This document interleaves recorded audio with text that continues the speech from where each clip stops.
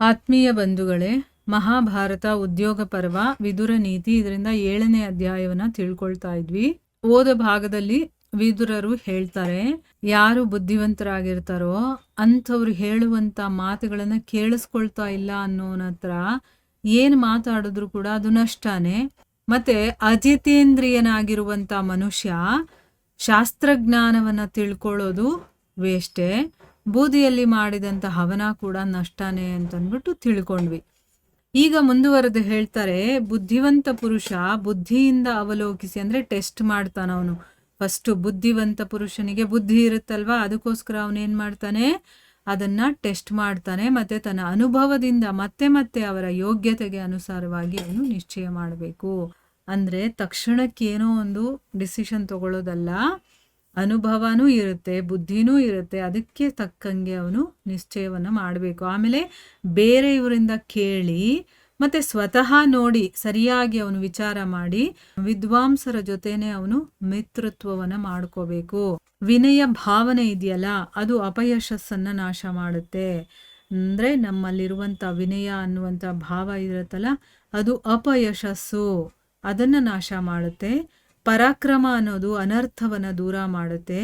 ಕ್ಷಮೆ ಅನ್ನೋದು ಸದಾ ಕ್ರೋಧವನ್ನ ನಾಶ ಮಾಡುತ್ತೆ. ಮತ್ತೆ ಸದಾಚಾರ ಅನ್ನೋದು ಕುಲಕ್ಷಣದ ಅಂತ್ಯವನ್ನ ಮಾಡುತ್ತೆ. ಮುಂದುವರೆದು ಹೇಳ್ತಾರೆ, ರಾಜನೇ, ನಾನಾ ರೀತಿಯ ಭೋಗ ಸಾಮಗ್ರಿಗಳಿದೆಯಲ್ಲ, ಅದು ತಾಯಿ, ಮನೆ, ಮತ್ತೆ ಸ್ವಾಗತ ಸತ್ಕಾರದ ರೀತಿ, ಮತ್ತೆ ಭೋಜನ ಮತ್ತೆ ವಸ್ತ್ರಗಳ ಮೂಲಕ ಕುಲದ ಪರೀಕ್ಷೆಯನ್ನ ಮಾಡಬೇಕು. ಅಂದ್ರೆ ಅವರು ನಡ್ಕೊಳ್ಳೋ ರೀತಿ, ಅವರು ಭೋಗಿಸುವಂತ ಸಾಮಗ್ರಿಗಳು ಹೇಗಿದೆ, ಅವರು ತಾಯಿಯನ್ನ ನೋಡಬೇಕು, ಮನೆಯನ್ನ ನೋಡಬೇಕು, ಸ್ವಾಗತ ಸತ್ಕಾರದ ರೀತಿ ನೋಡಬೇಕು, ಅವ್ರು ಊಟ ಮಾಡುವಂತ ರೀತಿ, ಏನ್ ಊಟ ಮಾಡ್ತಾರೆ, ಮತ್ತೆ ಅವ್ರು ಹಾಕೊಂಡಿರುವಂತ ವಸ್ತ್ರಗಳು, ಇದರ ಮೂಲಕ ಕುಲದ ಪರೀಕ್ಷೆಯನ್ನ ಮಾಡಬೇಕು ಅಂತ ಹೇಳ್ತಾ ಇದ್ದಾರೆ.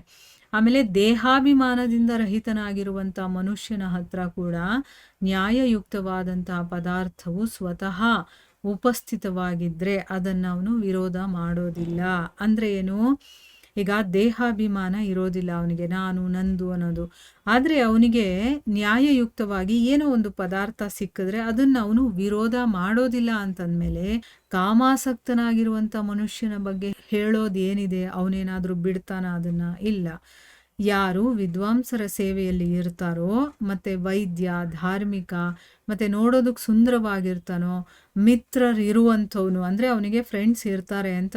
ಆಮೇಲೆ ಮಧುರ ಭಾಷೆ, ಅಂದ್ರೆ ಚೆನ್ನಾಗಿ ಮಾತಾಡ್ತಾನೆ, ಬೇರೆಯವ್ರ ಮನಸ್ಸಿಗೆ ನೋವಾಗದೆ ಇರೋ ಹಾಗೆ ಮಾತಾಡುವಂಥದ್ದು. ಈ ರೀತಿಯ ಸಹೃದಯೆಯನ್ನ ಸದಾ ರಕ್ಷಣೆ ಮಾಡ್ಬೇಕು ನಾವು. ಅಧಮ ಕುಲದಲ್ಲಿ ಹುಟ್ಟಿರ್ಲಿ ಅಥವಾ ಉತ್ತಮ ಕುಲದಲ್ಲೇ ಹುಟ್ಟಿರ್ಲಿ, ಯಾರು ಮರ್ಯಾದೆಯ ಉಲ್ಲಂಘನೆಯನ್ನ ಮಾಡೋದಿಲ್ವೋ, ಧರ್ಮದ ಅಪೇಕ್ಷೆಯನ್ನ ಇಟ್ಕೊಂಡಿರ್ತಾನೋ, ಕೋಮಲ ಸ್ವಭಾವದವನಾಗಿರ್ತಾನೋ, ಮತ್ತೆ ಸಲಜ್ಜೆಯುಳ್ಳವನು, ಅಂದ್ರೆ ಅವನಿಗೆ ಒಂದು ನಾಚಿಕೆ ಸ್ವಭಾವ ಅದು ಕೂಡ ಇರುತ್ತೆ, ಅಂಥವನು 100 ಕುಲೀನರಿಗಿಂತ, ಅಂದ್ರೆ ಒಳ್ಳೆ ಕುಲದಲ್ಲಿ ಹುಟ್ಟಿರೋರ್ಗಿಂತ ಅವನು ಹೆಚ್ಚು ಅಂತಂದ್ಬಿಟ್ಟು ಹೇಳ್ತಾ ಇದ್ದಾರೆ. ಅಂದ್ರೆ ಏನೆಲ್ಲ ಒಳ್ಳೊಳ್ಳೆ ಗುಣಗಳಿದ್ರೆ ಅವನು ಎಷ್ಟು ಇಂಪಾರ್ಟೆಂಟ್ ವ್ಯಕ್ತಿ, ಅವನು ಜಾತಿ ಯಾವ ಜಾತಿಯಲ್ಲಿ ಹುಟ್ಟಿದಾನೆ ಅಂತ ನೋಡೋದಿಲ್ಲ. ಅವನು ಎಂತ ಒಳ್ಳೆ ಜಾತಿಲಿ ಹುಟ್ಟಿದ್ರು ಅವನ ಗುಣನೇ ಸರಿ ಇಲ್ಲ ಅಂತಂದ್ರೆ ಏನ್ ಪ್ರಯೋಜನ ಅಂತ ಇಲ್ಲಿ ಹೇಳ್ತಾ ಇರೋದು.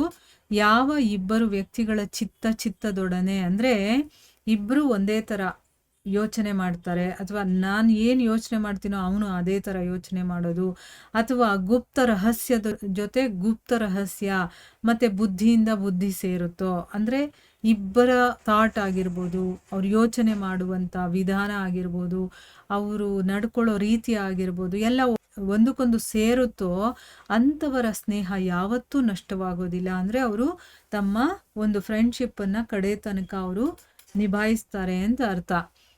ಮೇಧಾವಿ ಪುರುಷನು ದುರ್ಬುದ್ಧಿ ಮತ್ತೆ ವಿಚಾರ ಶಕ್ತಿಯಿಂದ ಹೀನನಾದಂಥ ಮನುಷ್ಯನನ್ನ ಹುಲ್ಲಿನಿಂದ ಮುಚ್ಚಿರುವಂತ ಒಂದು ಬಾವಿಯ ಹಾಗೆ ಪರಿತ್ಯಾಗ ಮಾಡಬೇಕು. ಅಂತಂದ್ರೆ ಏನು, ಯಾರಿಗೆ ದುರ್ಬುದ್ಧಿ ಇರುತ್ತೋ, ಆಮೇಲೆ ವಿಚಾರ ಮಾಡದೆ ಅವನು ಕೆಟ್ಟದಾಗಿ ವಿಚಾರ ಮಾಡ್ತಾನೆ, ನೆಗೆಟಿವ್ ಆಗಿರ್ತಾನಲ್ಲ, ಅಂಥವನನ್ನ ಈಗ ಹುಲ್ಲು ಮುಚ್ಚಿರುವಂತ ಬಾವಿಯನ್ನ ಯಾರಾದ್ರೂ ಯೂಸ್ ಮಾಡ್ತಾರಾ? ಇಲ್ಲ, ಅದನ್ನ ತ್ಯಾಗ ಮಾಡ್ಬಿಟ್ಟಿರ್ತಾರೆ, ಯಾರು ಅದ್ರ ಬಗ್ಗೆ ಕೇರೆ ಮಾಡೋದಿಲ್ವಲ್ಲ. ಆ ರೀತಿ ನಾವು ಅಂಥವ್ರನ್ನ ಪರಿತ್ಯಜಿಸ್ಬೇಕು ಅಂತ ಹೇಳ್ತಾ ಇದ್ದಾರೆ. ಯಾಕೆ ಅಂತಂದ್ರೆ ಅವನ ಜೊತೆ ಆದಂತ ಸ್ನೇಹ ಇರೋದಿಲ್ಲ, ಶಾಶ್ವತವಾಗಿ ನಷ್ಟವಾಗ್ಬಿಡುತ್ತೆ. ವಿದ್ವಾಂಸ ಪುರುಷನಿಗೆ ಒಳ್ಳೇದು ಏನಂತಂದ್ರೆ ಅವನು ಅಭಿಮಾನಿ, ಮೂರ್ಖ, ಕೋಪಿಷ್ಟ, ಸಾಹಸಿ ಮತ್ತೆ ಧರ್ಮಹೀನನಾದಂತಹ ಮನುಷ್ಯನ ಜೊತೆ ಮಿತ್ರತ್ವವನ್ನ ಮಾಡ್ಕೊಳ್ಬಾರ್ದು. ಮಿತ್ರನಾದವನು ಹೇಗಿರ್ಬೇಕು ಅಂತಂದ್ರೆ ಅವನು ಕೃತಜ್ಞನಾಗಿರ್ಬೇಕು, ಧಾರ್ಮಿಕನಾಗಿರ್ಬೇಕು, ಸತ್ಯವಾದಿಯಾಗಿರ್ಬೇಕು, ಉದಾರನಾಗಿರ್ಬೇಕು, ಮತ್ತೆ ದೃಢ ಅನುರಾಗವನ್ನ ಇಡುವಂಥವನು. ಅವನು ಯಾರನ್ನಾದ್ರೂ ಪ್ರೀತಿಸ್ದ ಅಂತಂದ್ರೆ ಅದರಲ್ಲಿ ದೃಢತೆ ಇರುತ್ತೆ ಅವನಿಗೆ. ಮತ್ತೆ ಜಿತೇಂದ್ರಿಯನಾಗಿರ್ಬೇಕು, ಮರ್ಯಾದೆಯ ಒಳಗಡೆ ಇರುವಂಥವನು, ಮತ್ತೆ ಮಿತ್ರತ್ವವನ್ನ ಯಾವತ್ತೂ ತ್ಯಾಗ ಮಾಡದೇ ಇರುವಂಥವನು ಆಗಿರಬೇಕು. ಇಂಥ ಎಲ್ಲಾ ಗುಣಗಳಿರುತ್ತಲ್ಲ ಅಂಥವನ ಸಹವಾಸ ನಾವು ಮಾಡಬೇಕು. ಆಮೇಲೆ ಇಂದ್ರಿಯಗಳನ್ನ ಯಾವಾಗ್ಲೂ ತಡೆದು ಇಟ್ಕೊಳ್ಳೋದಿದೆಯಲ್ಲ ಅದು ಮೃತ್ಯುವಿಗಿಂತಲೂ ಕೂಡ ಕಠಿಣವಾಗಿರುವಂಥದ್ದು. ಮತ್ತೆ ಅವನ್ನ ಸಂಪೂರ್ಣವಾಗಿ ಬಿಟ್ಬಿಡೋದು ದೇವತೆಗಳನ್ನು ಕೂಡ ನಾಶ ಮಾಡಿಬಿಡುತ್ತೆ. ಅಂತ ಡೇಂಜರ್ ಆಗಿರುವಂಥದ್ದು ಈ ಇಂದ್ರಿಯಗಳು ಅನ್ನೋದು. ಅದಕ್ಕೆ ಹುಷಾರಾಗಿರ್ಬೇಕು ನಾವು.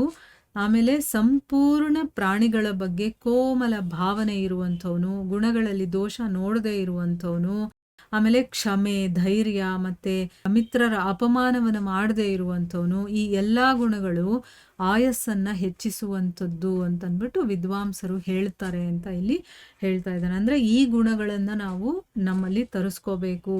ಅಂದ್ರೆ ಏನು, ಎಲ್ಲರ ಬಗ್ಗೆನೂ ಕೂಡ ಕೋಮಲವಾದಂಥ ಭಾವನೆ ಇರುವಂಥದ್ದು, ಮತ್ತೆ ಬೇರೆಯವರಲ್ಲಿ ಏನೇ ಗುಣ ಇದ್ರೂ ಅದರಲ್ಲಿ ದೋಷವನ್ನ ನೋಡದೇ ಇರುವಂಥದ್ದು, ಕ್ಷಮಿಸುವಂಥ ಗುಣ ಇರಬೇಕು, ಧೈರ್ಯ ಇರಬೇಕು, ತಾಳ್ಮೆ ಇರಬೇಕು, ಆಮೇಲೆ ನಮ್ಮ ಸ್ನೇಹಿತರನ್ನ ಅವಮಾನ ಮಾಡದೇ ಇರುವಂಥದ್ದು. ಇದೆಲ್ಲ ನಮ್ಮ ಆಯಸ್ಸನ್ನ ಹೆಚ್ಚಿಸುವಂಥದ್ದು ಅಂತ ವಿದ್ವಾಂಸರು ಹೇಳ್ತಾರೆ ಅಂತಂದ್ಬಿಟ್ಟು ಇಲ್ಲಿ ಹೇಳ್ತಾ ಇದ್ದಾರೆ.